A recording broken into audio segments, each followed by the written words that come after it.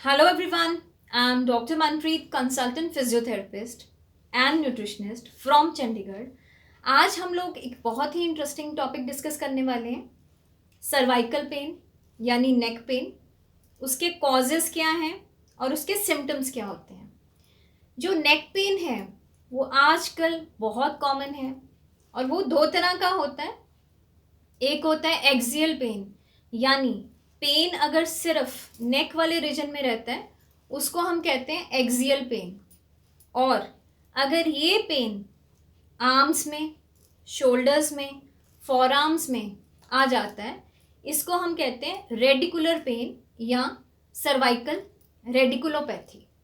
और ये ज़्यादातर जो सर्वाइकल पेन की प्रॉब्लम है या नेक पेन की प्रॉब्लम है वो पेशेंट्स में इनिशियल स्टेज पे कुछ दिनों तक रह सकती है, कुछ वीक्स तक रह सकती है और लेटर ऑन कुछ सालों तक भी रह सकती है।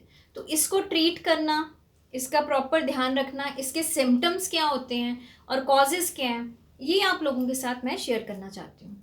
इसके मेनली कॉजेज़ हैं ऑस्टियोआर्थराइटिस ऑफ स्पाइन, नंबर 1।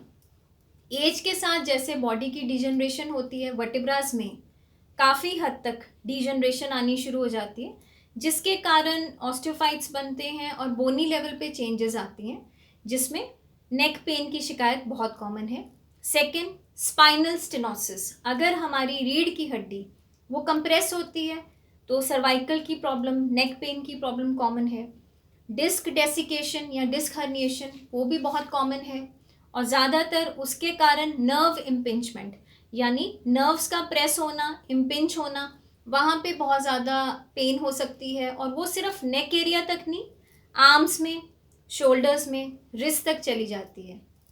उसके साथ साथ नेक पेन के और कॉजेज़ हैं बैड पॉस्चर, यानी अगर हम ओवरवेट हैं या हमारा जो पॉस्चर है बैठने का और रेपिटेटिव मूवमेंट्स इस तरह से है, जैसे लैपटॉप का वर्क है या कंप्यूटर वर्क है या कुछ इस तरह की जॉब्स ऐसी हैं जिसको ऑक्यूपेशनल हज़ार्ड्स कहते हैं, वहाँ पे अगर हमारा पॉस्चर करेक्ट नहीं है तो ये प्रॉब्लम बहुत ज़्यादा कॉमन है। उसके साथ साथ ओवरवेट, क्योंकि देखा गया है ओवरवेट जो लोग हैं उसमें भी बहुत ज़्यादा कॉमन है नेक प्रॉब्लम। तो इसके सिम्टम्स क्या हैं वो आप लोगों से मैं शेयर करना चाहती हूँ। इसके सिम्टम्स हैं नेक पेन, हेडेक, उसके साथ साथ परसिस्टेंट पेन होना और वो रेडिएट होना आर्म्स में, फॉर आर्म तक, टिंगलिंग सेंसेशन होना फॉर आर्म में, हैंड्स में, वो बहुत ज़्यादा कॉमन है। टिंगलिंग सेंसेशन के साथ साथ थोड़ी सी रेस्टलेसनेस होना, डिजीनेस होनी, सिर भारी होना, माइग्रेन होना और नर्व्स के अराउंड, जो सर्वाइकल के अराउंड जो नर्व्स हैं या मसल्स हैं उनकी सेंसिटिविटी इंक्रीज होनी, वो भी बहुत कॉमन है। उसके साथ साथ थोड़ा सा discomfort, vomiting sensation, heavy headedness, vertigo, और ये सारे सिम्टम्स हैं सर्वाइकल पेन के। तो प्लीज़ अपनी सर्वाइकल की प्रॉब्लम को थोड़ा सा सीरियसली लीजिए।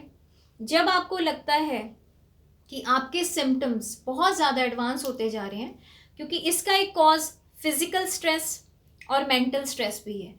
मेंटल स्ट्रेस में क्या होता है कि यहाँ पे जो हमारा प्रेशर है, नेक के अराउंड जो मसल्स हैं वो थोड़े से स्ट्रेन हो जाते हैं, हैवीनेस फील होती है, वहाँ पे टाइटनेस फील होती है।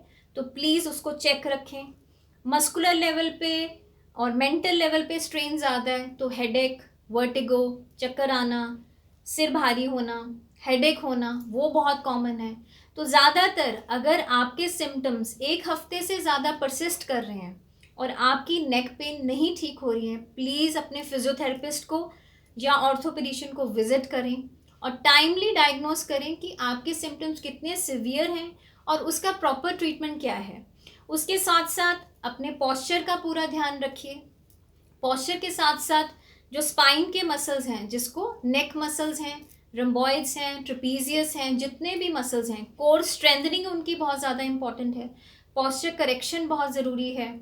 उसके साथ साथ डेली रूटीन में आपका जो लाइफस्टाइल, बैठने का, सोने का, पोजीशंस हैं, वो बहुत ज़्यादा इंपॉर्टेंट है। और स्ट्रेस मैनेजमेंट भी बहुत ज़्यादा इंपॉर्टेंट है, क्योंकि स्ट्रेस और सर्वाइकल को भी हम काफ़ी कोरिलेट करते हैं साइकोसोमेटिक प्रॉब्लम में। इसके रिगार्डिंग प्लीज़ कुछ भी शेयर करना चाहते हैं तो वहाँ पे प्लीज़ कमेंट्स कीजिए, सब्सक्राइब कीजिए मेरा channel. Thank you so much.